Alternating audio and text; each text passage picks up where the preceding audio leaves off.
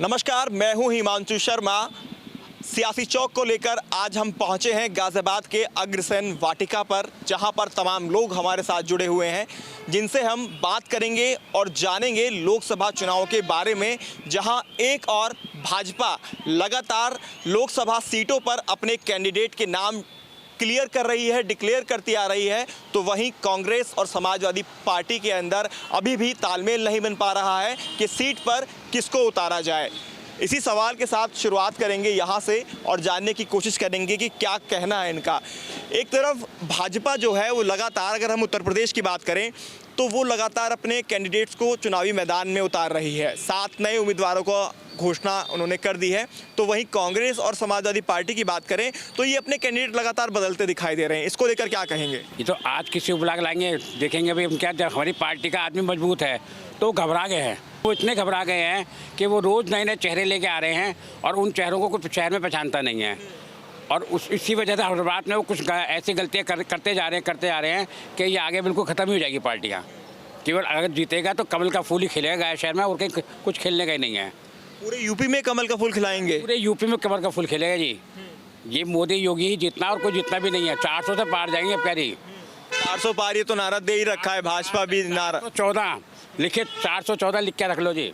लिख के दे रहे हैं आप? तो लिख के गारंटी दे रहे हैं भैया? ये मोदी वाली गारंटी दे रहे हैं क्या आप भी? नहीं, मैं अपनी गारंटी दे रहा हूँ 414 की। आप अपनी गारंटी दे रहे हैं। तो एक सवाल ये भी है कि कांग्रेस और समाजवादी पार्टी की अगर बात करें तो उनके जो वादे हैं उसको किस तरह से देखा जाए, और जो नरेंद्र मोदी जी के, प्रधानमंत्री के वादे हैं, उनको कैसे कंपेयर करेंगे आप? नरेंद्र मोदी जी ने करे हैं नहीं करे हैं, वो वादे उनके पूरे हो रहे हैं। वो कार्य कर रहे हैं, रेगुलर कार्य कर रहे हैं, हर जगह कार्य कर रहे हैं। आप यहाँ से केदारनाथ जाइए, आपको जाने के लिए इतने बढ़िया सुरंगें रास्ते बनाए जा रहे हैं। आप वैष्णो देवी जाइए। जो वादे हैं, इरादे हैं, वो भारी पड़ेंगे इन दोनों पर, समाजवादी पार्टी और कांग्रेस का जो गठबंधन है उत्तर प्रदेश में? मैं खुद भी कांग्रेसी हूँ, लेकिन मैं चाहता हूँ कि मोदी योगी दोनों ही आए। मोदी योगी दोनों ही आए। योगी तो आए हुए हैं, मोदी को लाने की आप कह रहे हैं कि आए। आपका क्या मानना है? एक तरफ भाजपा का स्टैंड क्लियर रहता है अपने प्रत्याशी को लेकर, जिस भी प्रत्याशी को एक बार मैदान में उतार दिया तो उतार दिया, उसके बाद कोई डिस्कशन नहीं, ना ही उम्मीदवार का नाम बदलता है, ना टिकट कटता है। और यहाँ तो अगर हम समाजवादी पार्टी पे चले जाएं, कांग्रेस गठबंधन पे चले जाएं, तो यहाँ तो बड़ा कन्फ्यूज़न वाली स्थिति हो रही है। क्या देखते हैं आप? एक्चुअली ये जो बाकी जो बीजेपी से अलग जितनी भी पार्टी हैं वो ये नहीं समझ पा रही कि हम क्या करें। बहुत परेशान है इस समय वो, मतलब इतने परेशान हैं कि उसमें बौखला रहे हैं। और ये बौखला इसलिए रहे हैं क्योंकि मोदी का जो भी कैंडिडेट आता है तो वो कैंडिडेट होता ही नहीं, वो स्वयं मोदी होता है। ये है ना कि हमारे मोदी ने जितने मान लो 545 कैंडिडेट हैं तो वो तो उसके तो लगते ही नहीं ना कि कैंडिडेट हैं। जनता ये देखती नहीं कैंडिडेट हैं, वो तो सीधा देखती है कि ये मोदी है, कि यहाँ मोदी खड़ा हुआ है और कमल का निशान के अलावा उन्हें कुछ दिखाई नहीं दे रहा किसी को भी। अच्छा, दिखाई भी क्या देगा, देना ही नहीं है, क्योंकि कोई ऐसा व्यक्ति सामर्थ्य नहीं है कि जिसको देखा जा सके। और समाजवादी पार्टी जो लगातार जनता के बीच में वादा कर रही है, उन वादों पर क्या प्रधानमंत्री नरेंद्र मोदी के जो इरादे हैं वो भारी पड़ने वाले हैं? नरेंद्र मोदी जी के तो इरादे भारी पड़ेंगे, इन दोनों के तो क्या है, इनका तो सीधा सा एक है कि वादा तो टूट जाता है। ये तो टूट जाता है। आपने तो गाना याद दिला दिया है। बिल्कुल बिल्कुल, ये तो वादा तो तोड़ ही देंगे ये। इनके कोई वादे नहीं। क्यों? क्योंकि 4 दिन बाद ये खुद ही भूल जाते हैं हमने क्या वादा किया था। ये दिक्कत है ना। मोदी जी भूलते नहीं। उम्मीदवार को बदलने को लेकर क्या कहेंगे, जो उम्मीदवार बदले जा रहे हैं? अब ये तो बार बार बदलेंगे। ये अभी तो हो सके कि इतनी बौखलाहट जब इनमें आ चुकी है तो ये परेशान है, बहुत ज़्यादा परेशान है। मैंने अभी बताया कि ये समझ ही नहीं पा रहे कि हम किसको खड़ा करें, किसको ना खड़ा करें। ये काम और मुद्दे बीजेपी के भारी, आएगी कांग्रेस अखिलेश की बारी। क्या कहेंगे? काम और मुद्दे जो हैं वो बीजेपी के भारी हैं, और इस ऐसे में लग रहा है कि अखिलेश और कांग्रेस की बारी आ पाएगी।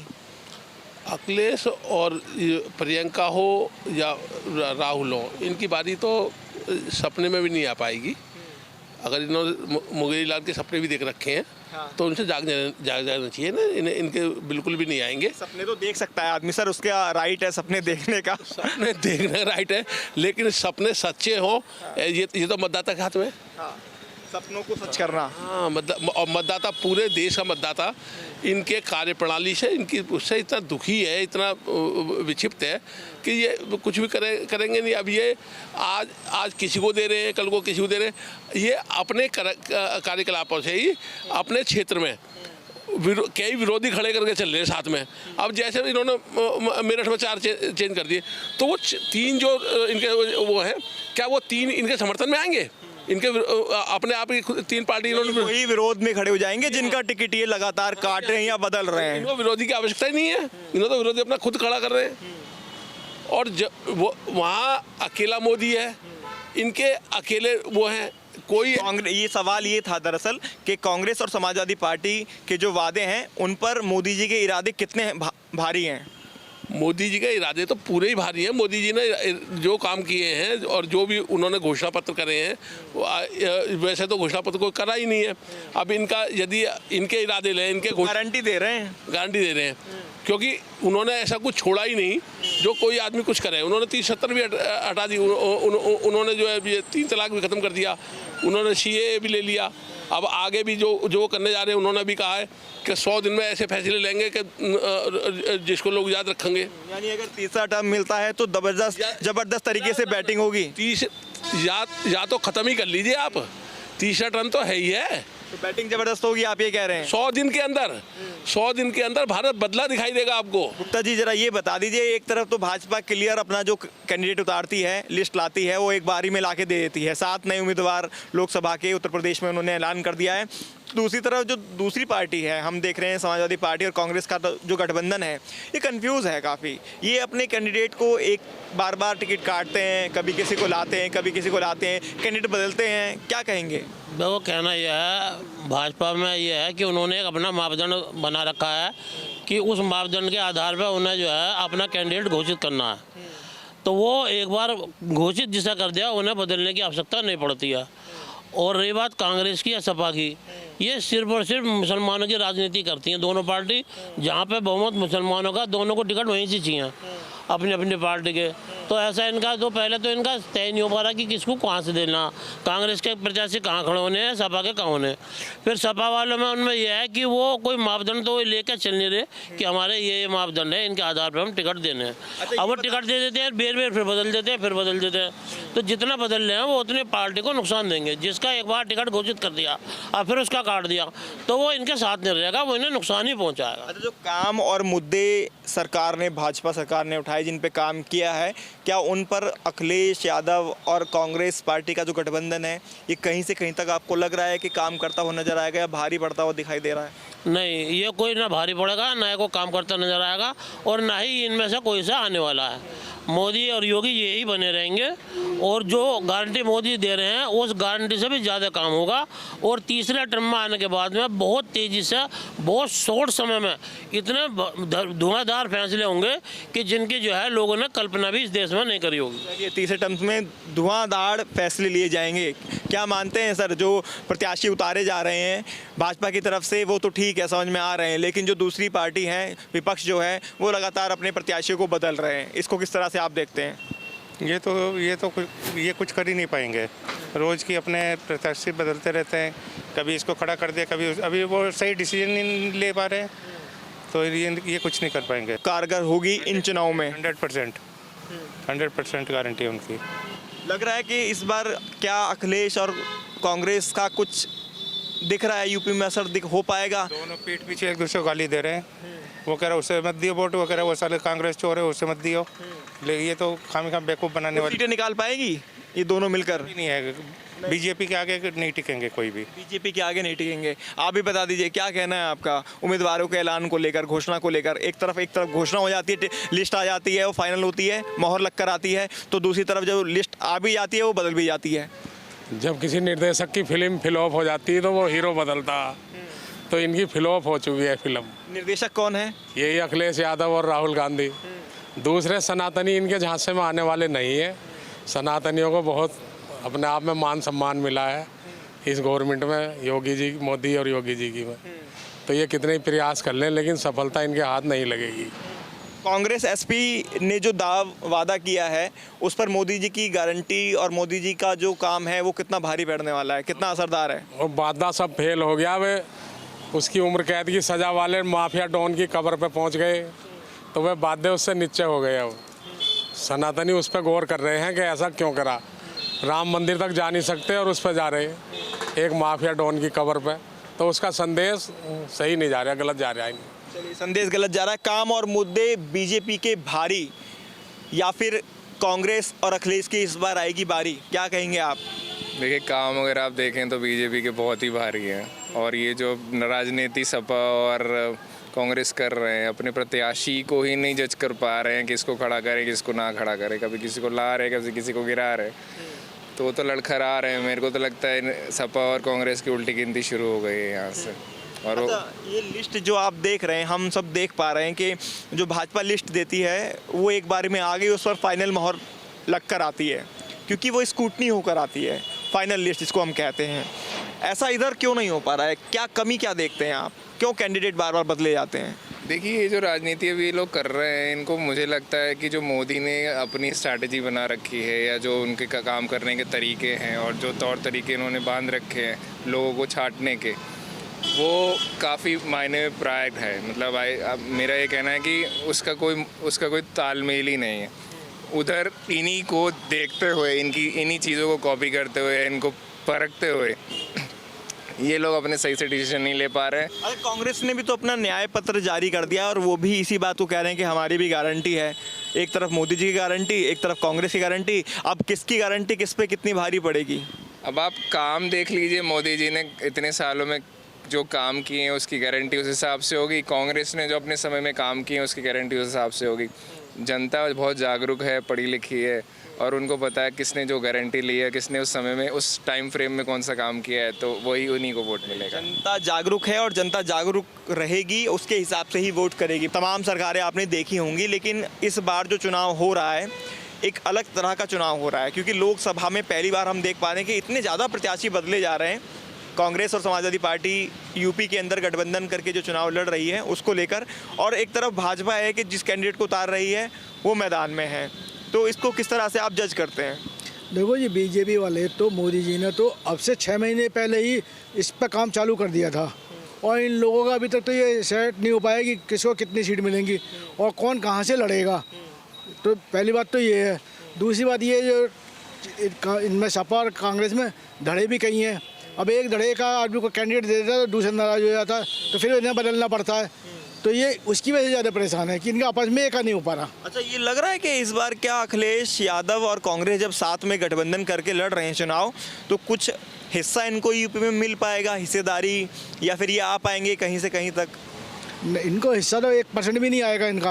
और लेकिन इलेक्शन के बाद, चुनाव बाद, इनके आपस में सिर्फ उठाई होगी कि मैं तेरी वजह से आ रहा हूँ, वो कहेगा तेरी वजह से वोट कटे मेरे। ये दूसरे पर आरोप प्रत्यारोप शुरू हो जाएगा। भाजपा जो है वो मजबूती के साथ अपने उम्मीदवारों को चुनाव मैदान में उतार रही है और चुनावी लिस्ट जारी कर रही है। एक के बाद एक लगातार जो लिस्ट है भाजपा की तरफ से लोकसभा प्रत्याशियों की वो जारी हुई है। तो ऐसे में जनता का साफ कहना है कि यूपी में तो मोदी की गारंटी ही रहने वाली है। चाहे भाजपा हो, चाहे कांग्रेस और चाहे समाजवादी पार्टी, उत्तर प्रदेश के लोकसभा चुनाव में लगातार सभी दलों के प्रत्याशी बदल रहे हैं। आज भारतीय जनता पार्टी ने भी अपने 7 प्रत्याशियों के नामों का ऐलान किया है और समझना चाहेंगे जनता के साथ कि आखिर जो बदलाव किए जा रहे हैं इसके पीछे मंशा क्या है। 7 आज उम्मीदवार नए घोषित किए भारतीय जनता पार्टी ने। भारतीय जनता पार्टी ने कोई बदलाव नहीं किया है, उम्मीदवारों की घोषणा की है, नए उम्मीदवारों की घोषणा की है, कोई बदलाव तो नहीं किया। जैसे जो सिटिंग एमपी थे उनके टिकट कटे, रीता बहुगुणा जोशी प्रयागराज से सांसद थी, तो उनका नहीं, बदलाव तो नहीं किया ना, वो टिकट घोषित नहीं हुआ था, अब घोषणा हुई है टिकट की। ठीक है, ये जो सभी 7 उम्मीदवार आज इनकी घोषणा हुई है, उनको किस तरह से आप देख रहे हैं उत्तर प्रदेश में? क्या ये 7 सीटें बच पाएंगी? गाजीपुर में नया नाम ले आई भारतीय जनता पार्टी। 7 सीटें निश्चित निकलेंगी। नीरज शेखर जी का एक नाम है बलिया से, जो चंद्रशेखर जी के लड़के हैं, उनके हारने की कहीं से संभावना नहीं है, और अपार मतलब वोटों से जीतेंगे। ठीक है, आज समाजवादी पार्टी ने अपना मैनिफेस्टो जारी कर दिया है, भारतीय जनता पार्टी के ऊपर दबाव बढ़ गया है क्या? ऐसा कुछ नहीं है। और उनके मैनिफेस्टो में क्या होगा? आतंकवादियों को पनाह कैसे देना है, माफियाओं को पनाह कैसे देना है, किस तरीके से प्रदेश में अगर सरकार उनकी आती है, बनती है, या फिर अगर अलायंस जीतती है तो किस तरीके से प्रदेश में अराजकता फैलाना है। इससे ज़्यादा उनके समाजवादी पार्टी के मैनिफेस्टो में क्या हो सकता है? इससे ज़्यादा तो मैं नहीं कुछ समझ सकता हूँ। और जिस तरीके से इन लोगों ने घमंडिया गठबंधन का सहारा लेकर भारतीय जनता पार्टी को हराने के लिए, एनडीए गठबंधन को हराने के लिए जिस तरीके से इन लोगों ने एक जाल बुनी है, मैं समझता हूं कि जनता आने वाले दिनों में जब भी मतदान होगा, अभी पहले चरण में 19 तारीख से मतदान है, इन लोगों का सारा गठबंधन धराशायी हो जाएगा। ठीक है, पहले दूसरे तीसरे फेज में गठबंधन के लिए चुनौती बड़ी है। राष्ट्रीय लोकदल पिछली बार समाजवादी पार्टी के साथ था, इस बार भारतीय जनता पार्टी के साथ है। कैसा दिख रहा है पहला दूसरा फेज? पहले दूसरे फेज में भाजपा बम्पर जीतने जा रही है, सारी सीटों में भाजपा जीतेगी।